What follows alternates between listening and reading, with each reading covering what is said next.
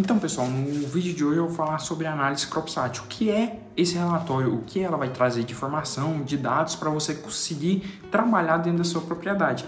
Basicamente, ela é para você descobrir o potencial oculto de cada talhão da sua fazenda. Ou seja, vai ter ali o histórico de NDVI de cada talhão, o histórico geral da propriedade, a classificação de cada talhão, justamente para você ter esses dados para trabalhar e conseguir tomar as melhores decisões, né? Quais os próximos passos? Claro, de uma maneira muito mais barata, justamente para introduzir esse assunto dentro da propriedade. Mas a melhor forma de vocês entenderem é na prática.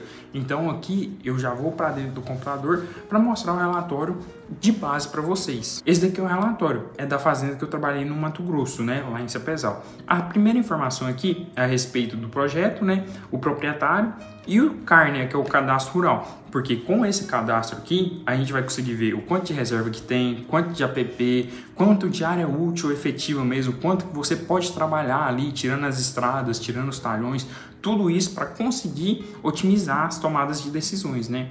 Então aqui vem primeiro essas informações, depois um resumo, justamente a área total, o quanto de reserva, quanto de APP, o quanto que está sobre o domínio, se tem área arrendada, se não tem, se tem alguma restrição que o CAR indica, por exemplo, área de preservação de uma aldeia indígena ou de uma reserva maior ali. Tem, já lidei com documentos do CAR em que 70% da área estava disponível, estava restrita de uso, né, uso restrito, por causa de ser uma reserva indígena. Então não valia a pena comprar para usar só 30% da área, o resto deveria ser preservado. Então isso aqui, para você que está adquirindo uma propriedade nova, te ajuda muito a saber, mesmo sem estar visitando lá, porque esse todo relatório aqui é feito de forma remota, então o investimento nele é muito mais fácil, é bem mais acessível. Então aqui a gente sabe a área total, que eu vou até dar o zoom para ficar melhor. Então, ó, o resumo tem 4.772 hectares, ponto 77. Então, todos eu trabalho com duas casas decimais para ter uma precisão muito alta mesmo. De floresta são 1.700, de área útil é 1.970 e de área do proprietário, né, que estava disponível para ser trabalhado, é 1.859, porque tinha um talhão que estava arrendado pro outro pessoal. Então isso a gente, conversando, a gente consegue puxar também, né? Então os levantamentos dos dados, então de que data até que data foi levantados, as informações de NDVI e tudo mais, os resultados obtidos, né? Então quanto de área é considerado como baixo potencial, ou seja, vai ter que fazer certas tomadas de decisões diferentes de médio potencial e de alto. Então no final do relatório eu tenho um próximo passo, que é como eu falo aqui, né? Então, quais são os próximos passos? Na área baixa, você vai tomar tal decisão. Na área média, tal decisão. Na área alta, outra decisão diferente. Claro, vai depender do capital que pode ser investido, do seu objetivo, mas isso é tudo conversado. Lá, eram 16 talhões. Então, a gente consegue puxar aí quantos hectares corresponde aos talhões mais baixos, aos médios e aos altos, né? Então, o potencial futuro, que a gente pega qual é a média atual e qual a média que a gente quer atingir ali das culturas que a gente tem. Por exemplo, na soja, a gente está com a média de 68 sacos, a gente quer puxar 5% ou 10% a mais, ali puxar para 70 sacos, 72, 75.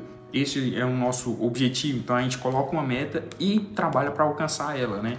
Então, a análise vem para conseguir essas informações para você saber o que fazer.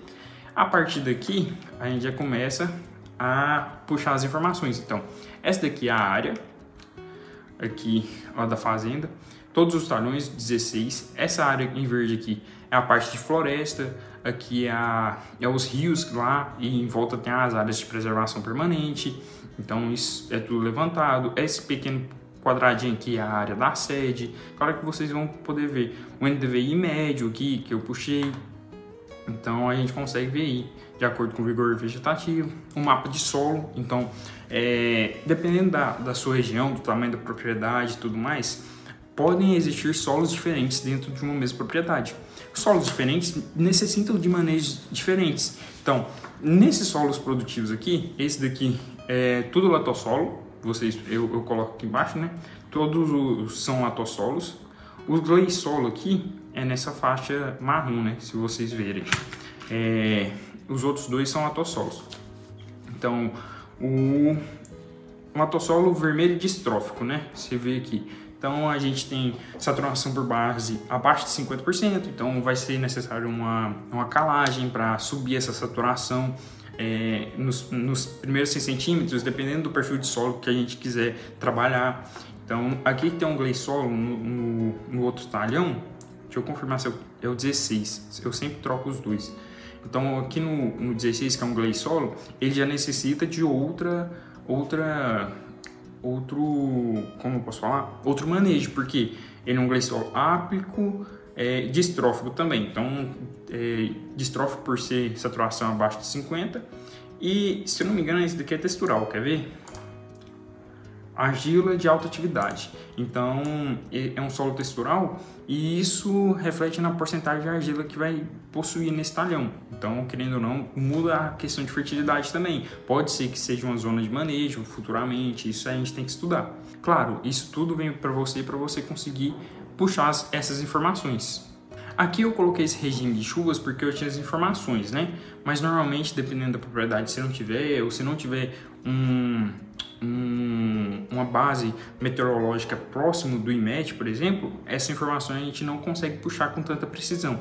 Mas se tiver, por exemplo, os pluviômetros na propriedade, em que retira os pontos ali, tem 6, 7 pluviômetros distribuídos na propriedade, a gente consegue fazer um mapa de precipitação e com isso a gente sabe qual talhão choveu mais, qual talhão choveu menos, se teve a ver com a produtividade da soja. Então, por isso que muitas vezes eu sempre falo para o produtor distribuir aí um talhão ou um pluviômetro por talhão, distribuir de maneira correta, né? Se a gente for olhar. E a gente, com esse daqui, a gente consegue ver o regime de chuva.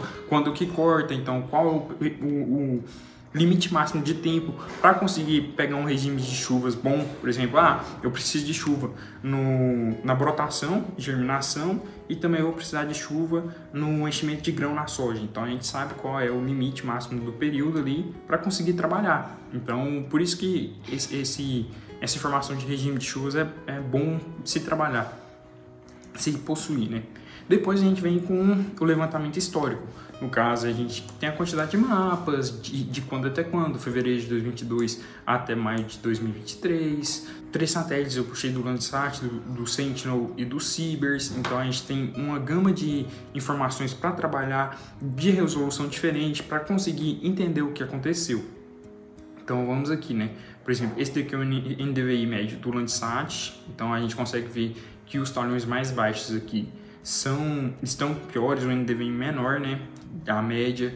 Aqui também os talhões mais baixos. Esse 8 aqui, ele teve uma diferenciação porque a gente conseguiu janela de soja para plantar. Então a gente plantou soja e colheu mais cedo. Quando eu puxar os outros mapas, vocês vão ver que o talhão 8 ele ficou, acho, 2 ou 3 mapas com solo exposto, ou seja, sem plantar, por causa desse que colheu a soja antes do que o milho e o algodão. Então, por causa disso, ele teve uma média mais baixa. Claro que o feijão que a gente plantou no período que eu estava lá, que foi a safra de 2022, ele deu só 10, 15 sacos, então foi muito baixa a produtividade, mas é uma questão. Então agora a gente pode ver o histórico, né? Por exemplo, pode dar um zoom, esses mapas também eu tenho possibilidade de mandar, aí a gente consegue ver quais os últimos talhões que chegaram, quais os que colheram primeiro. Aqui em março já era a safrinha, né? Então era região de milho, tinha 2 talhões de algodão, se eu não me engano, eram o 3 e o 5, e quando eu cheguei lá, colocaram o 2 também, que aí totalizou 900 hectares. De 950, alguma coisa assim de algodão na safrinha. Então a gente vai vendo o histórico aqui, justamente para ver se tem alguma mancha no talhão. Por exemplo, no talhão 3, tá vendo essa manchinha aqui? Ela se repete todas as vezes. Todos os mapas, essa mancha aqui, enquanto tem vegetação, ela tá lá. Então é um ponto de atenção. Ver a questão de manchas no 5, por exemplo, aqui no 5, né? Metade dele aqui, essa parte de baixo aqui, acho que vocês conseguem reparar. Ele tá com o NDVI mais baixo, né? Então a gente vai estudar o porquê desse NDVI mais baixo, o que pode estar ocasionando isso. Claro, eu sinalizo isso bem no relatório, né? Então aqui para baixo, só chegar um pouquinho mais para baixo, eu faço um relatório de cada talhão, cada ponto importante do talhão, né? E com diferentes resoluções. Por exemplo, aqui ó, a gente vê a resolução com Landsat e a resolução com Sibers. Então a gente consegue ver com maior precisão, melhor determinação das manchas, né? A gente tem que prestar atenção nessa parte aqui. Essa mancha pode ter sido por questão de precipitação, questão de solo, fertilidade, algum erro no plantio, questão de cultivar. Então a gente vai conversando e tentando entender o que ocasionou, né? Se eu voltar lá para onde eu estava, vamos aqui. Eu cheguei em dia 12 ou 13 de setembro de 2022. Então aqui eu já estava. 100% da área foi plantado soja. Só na safrinha de 2023, né, que começou ali em janeiro, por volta final, meio para frente de janeiro, começou a colheita da soja. Aí foi dividido áreas em feijão, soja, foi feijão, soja, algodão e milho, sorgo, estilosante, e acho que não plantaram canola, trocaram a semente. Mas aqui, ó, nesse último mapa, é justamente o que eu falei, ó. O 8 estava plantado com soja, várias variedades, o que a gente, como eu participei lá, eu vi, né? Muitas variedades, principalmente porque a gente consegue ver diferenciação no NDVI, foram 4 ou 5 variedades diferentes desse talhão, então colheu ele mais cedo. Esse daqui, se eu não me engano, ele estava com feijão nessa área. Aí esses 3 aqui eram algodão, os outros eram milhos. A gente pode ver uma diferenciação aqui, possivelmente questão de cultivar, mudou a semente. Aqui também cultivar de milho, porque tinha Decalb 360, Decalb 255, tinha Pioneer 3898, 3707, 3707? Acho que é. Mas tinha uma série de cultivares diferentes dentro dos mesmos talhões, então foi trocando a semente. E a gente consegue ver aqui, ó, foram os 2 mapas com a soja colhida, né, solo exposto, que reduziram o NDVI do 8 lá na média. Então entra aí esses detalhes. Depois entre os mapas do Sentinel, que aumenta a resolução, do Landsat é resolução de 30, Sentinel é resolução de 10, Ciber é resolução de 2 metros, né, o pixel ali, então a gente consegue trabalhar com muito mais questão só da revisita. Aí depois vem o relatório de cada um, quais os pontos de atenção, por exemplo, questão do talhão 3 aqui, vocês podem ver aqui, ó, estavam com algodão instalados nesse período, é possível perceber a variabilidade espacial do decorrer do tempo. Talhão 3 há uma mancha uniforme na parte superior esquerda, que é essa daqui, ó, que nem eu falei, e que se repete durante todo o período. Também é possível ver que a parte central apresenta valor de NDVI maior durante todo o período, mais visível no mês de junho, possivelmente sendo algo intrínseco ao solo, podendo ser relacionado à retenção de água. Então a gente começa a levantar alguns pontos justamente para determinar. Aí depois vem safra 2022 no outro talhão. Então os primeiros pontos salientados são: o talhão 8 foi plantado feijão na safra, né? Então teve essa parte superior do talhão 14 havia estilosante, que é essa areazinha aqui, ó, que tá maior, ela tava toda no estilosante, né? Vamos puxar aqui. Todos os demais talhões possuíam soja e um experimento adensado no talhão 1, que plantou indo e voltando na mesma linha. Então esse espaçamento ficou 22,5 só, em vez de 45. Aqui, ó, a gente consegue ver nessa área. Aí a gente vem salientando cada talhão, por exemplo, 13, 14, 15, 16 são os talhões piores. A gente tem que estudar o que pode ter ocasionado, quantos hectares eles são referentes. A safrinha de 2023, como eu falei, diferentes índices vegetativos pelo posicionamento de diversas cultivares de soja, foram muitas mesmo. Talhão 2 apresentando variabilidade espacial aqui no meio, uma manchinha um pouco menor de NDVI, tem que ser estudada. O talhão 3, essa mancha. O talhão 1 possivelmente foi por vento, isso aqui derrubou um pouco do milho. tudo, não sei, tem que conversar, eu não conversei a respeito disso. Aí depois vem o mapa de altimetria, junto com o mapa 3D, que nem eu já falei, para a gente estudar curva de nível, se está bem posicionado, se está um plantinho em nível, qual a declividade. Aqui é o mapa 3D de cima, aqui é a declividade, então 100% da área é plana, não tem restrição de plantinho em local nenhum. Aqui para baixo tem uma vossoroca, né, que eu não recortei um mapa menor, mas, por exemplo, nessa vossoroca tem que ter um cuidado de conservação de solo, tem alguns locais de erosão laminar, principalmente perto da parte do eucalipto aqui embaixo, por exemplo. Então, todos esses detalhes a gente tem que prestar atenção para conseguir atingir os resultados certos com o estudo, né? Vocês verem, eu fiz esse relatório à distância, então eu estava aqui em Goiás, né? Eu estava lá na minha cidade de Anápolis fazendo esse relatório quando eu tinha voltado. Então, aí o 100% da área é mecanizável, não corre risco de tomamento de máquinas, você pode instalar tecnologias, maquinários muito grandes. Lá para vocês verem, tinha um momento 40 linhas, momento 30 linhas, tinha uma John Deerezinha lá também, tinha que estava plantando. Então, tudo isso facilita o operacional, né? Então agradeço aí, já deixa o curtir, se inscreva no canal para ir acompanhando mais vídeos, né? E continuando aqui, esse daqui é o mapa das variedades plantadas, né? Pode ver que só tinha o feijão aqui, o resto da área tava tudo na soja. Depois tinha algodão, tinha milho, tinha soja, feijão. Aí tinha o sorgo que estava aqui e o milho nos outros, então a gente vai vir. E depois vem as considerações finais, que é justamente quais as áreas mais produtivas, quais as áreas menos produtivas, quais as áreas que precisam de atenção. Por exemplo, o talhão 8, 13, 14, 15 e 16 eram os que precisavam de atenção para saber o que aconteceu, para voltar a produtividade dele para um nível bom. Então aqui a classificação, então puxa aqueles NDVI e classifico cada talhão de acordo com o índice dele. Então eu classifico com os 3 aqui, então se repetisse mais de 2 vezes, ele era classificado, né? Por exemplo, o 3 está como bom em todos, então é um talhão bom. O 8 tá como ruim em 2 e médio no outro, então ele é um talhão ruim. Então com isso foi um talhão ruim, né, por causa da média histórica dele.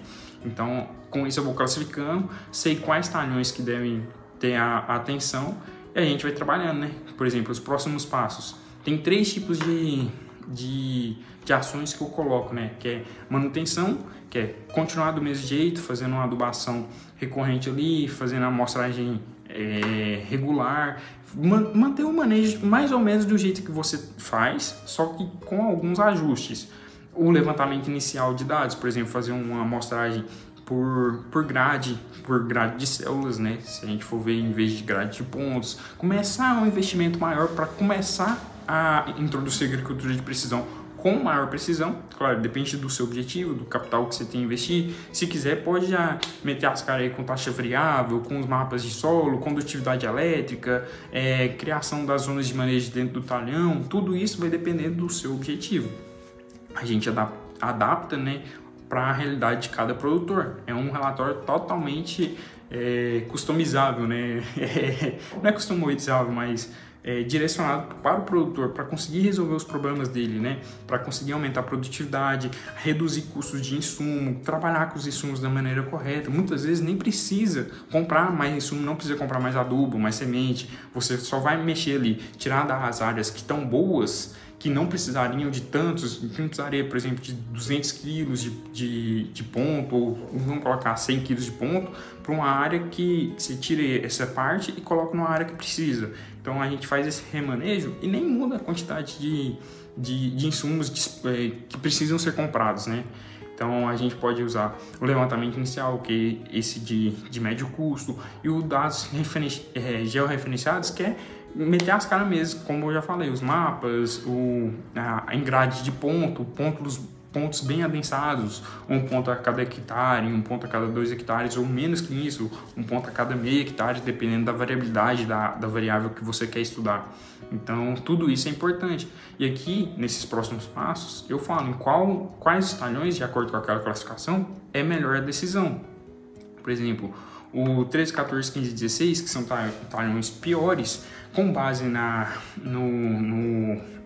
ação do produtor, no que ele queria atingir, ele queria melhorar mais os talhões piores, tentar resolver rápido. Então a gente tenta entrar mais invasivamente, né, com mais recurso neles.